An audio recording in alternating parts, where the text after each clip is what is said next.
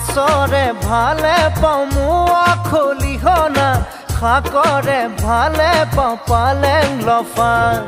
ছোৱালীৰ ভালে পাওঁ মিঠা বৰণৈ কঁকালাহি পাহি কুলত কটা তোকে দেখা পাই বাঢ়িছে জানৈ মনৰে ভিতৰৰ নৈ নিজৰা মাছৰে ভালে পাওঁ মোৱা খলিহনা শাকৰে ভালে পাওঁ পালেং লফা